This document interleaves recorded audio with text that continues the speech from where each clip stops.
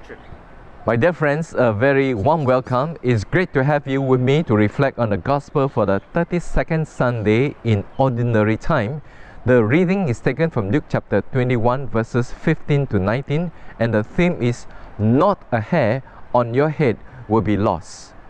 When I was studying in Manila, a Jesuit in our house, Father Manny Flores, was giving a homily.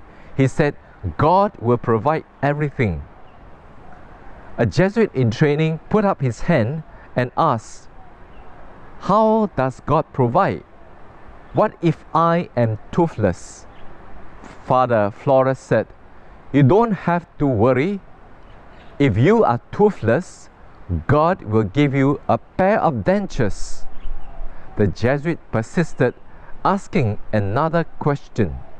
"What if I am bald?" Father Flores said, "If you are balding and not a hair is left on your head, God will provide a wig for you." We had a good laugh at this. You will notice that we often are very self-centered. We think only about our own well-being, our needs, all that we are about promoting our self-preservation and our needs. And this is the perfect cocktail for scammers to deceive us. When we are overly focused on ourselves, we can fall into the trap of greed, fear, and selfishness. Professional scammers are shrewd and cunning. They know how to target and exploit our weakness and clear out our bank accounts without our knowing it. In our gospel for this weekend, Jesus wants us, take care not to be deceived, because many will come using my name and saying, "I am he," in Luke chapter 21 verse 8. Jesus prepared us well. He said that when trouble comes, the temple will be destroyed, and the siege of Jerusalem by the Romans in the 70 BCE was also known as the First Jewish-Roman War. And the early Christians remembered the prophetic words of Jesus and recognized that his warnings were indeed fulfilled. Furthermore, he instructed the disciples to be ready for persecution.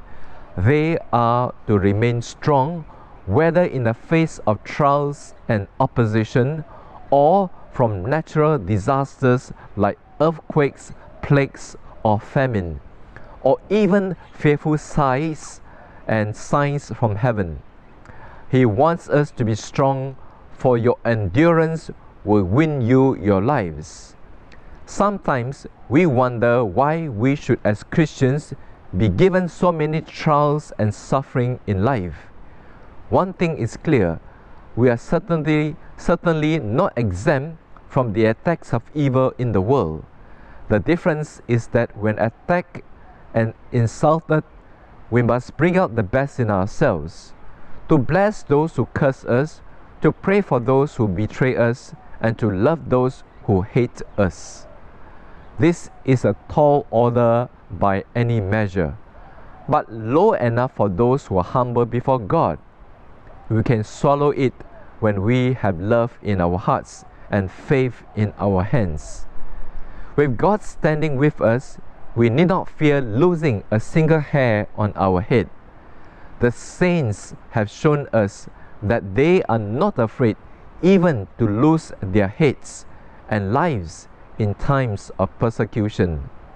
At the Sermon on the Mount, Jesus assures us, "Rejoice and be glad, for your reward will be great in heaven."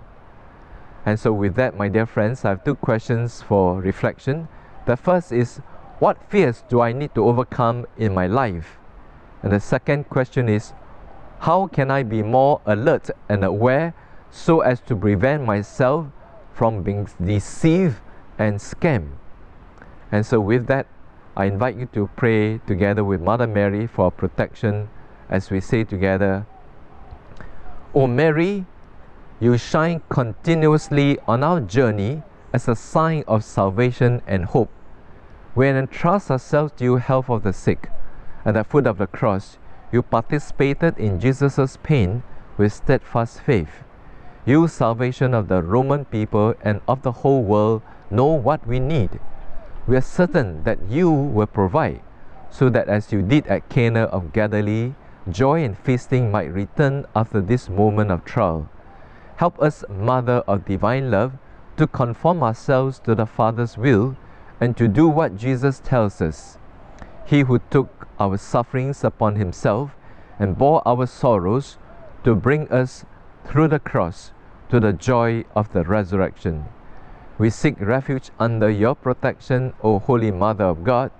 Do not despise our pleas, we who are put to the test, and deliver us from every danger, O glorious and blessed Virgin. Amen. So thank you and God bless you for joining me for this weekend. Have a good day.